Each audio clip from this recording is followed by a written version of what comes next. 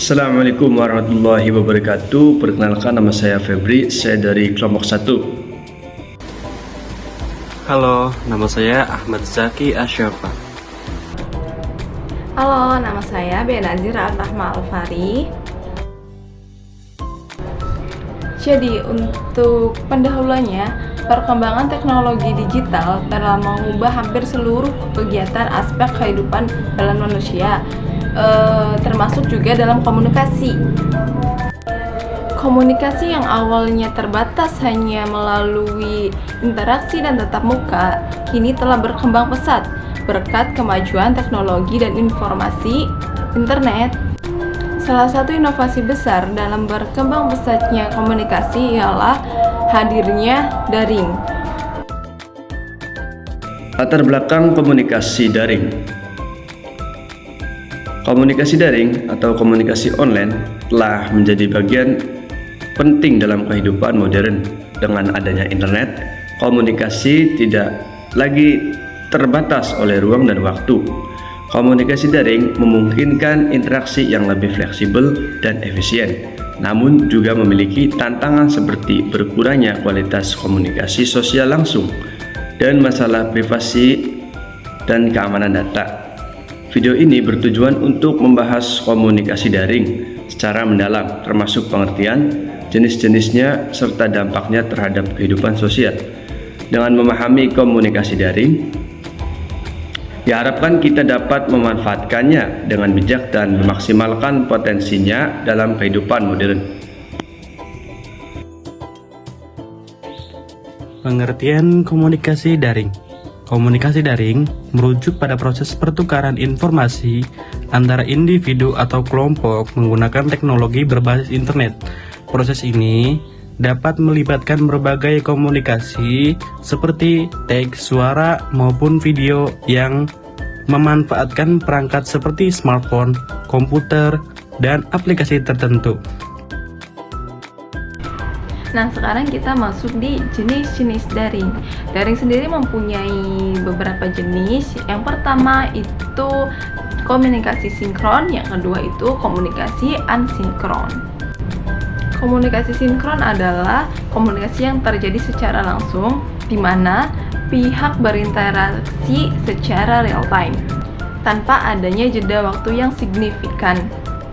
Jenis komunikasi ini berlangsung secara instan, baik melalui teks, suara, video. Contohnya adalah melalui video call, Zoom, atau Skype, WhatsApp, serta interaksi langsung melalui platform sosial media.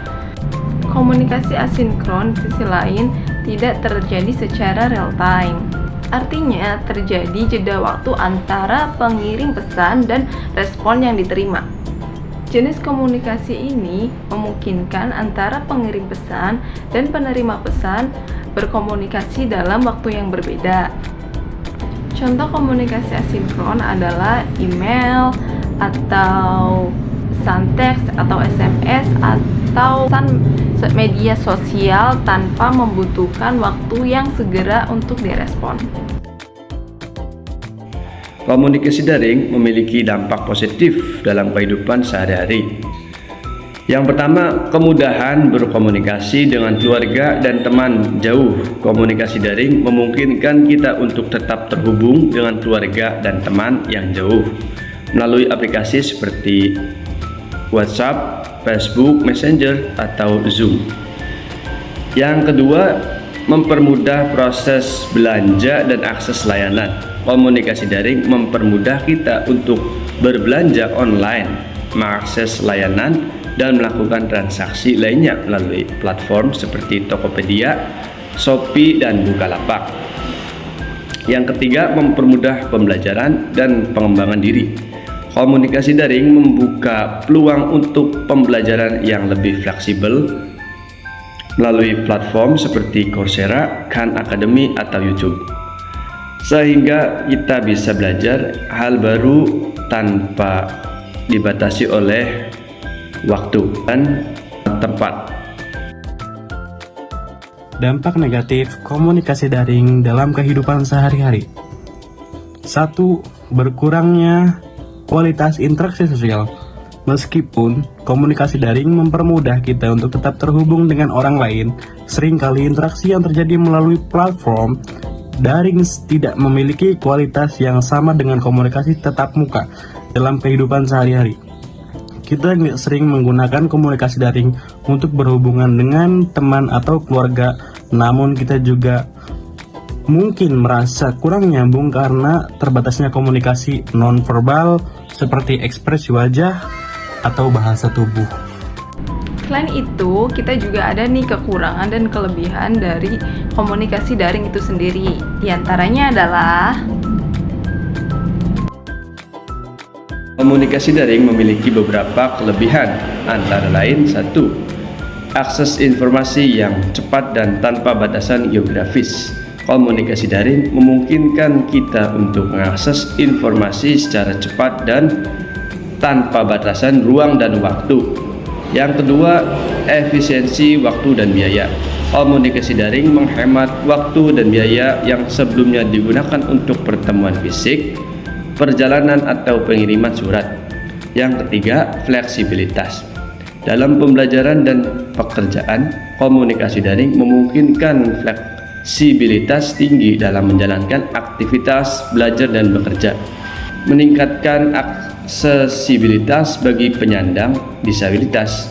Komunikasi daring juga memberikan banyak manfaat bagi individu dengan kebutuhan khusus, seperti orang dengan gangguan pendengaran atau keterbatasan mobilitas lainnya. Nah, selanjutnya kita akan membahas kekurangan dalam komunikasi daring. 1. Kehilangan aspek nonverbal dalam komunikasi. Salah satu kekurangan utama komunikasi daring adalah hilangnya aspek nonverbal yang sangat penting dalam komunikasi tatap muka. Dalam interaksi langsung, kita tidak hanya mengandalkan kata-kata, tetapi juga bahasa tubuh, ekspresi wajah, dan intonasi untuk memahami maksud dan perasaan lawan bicara.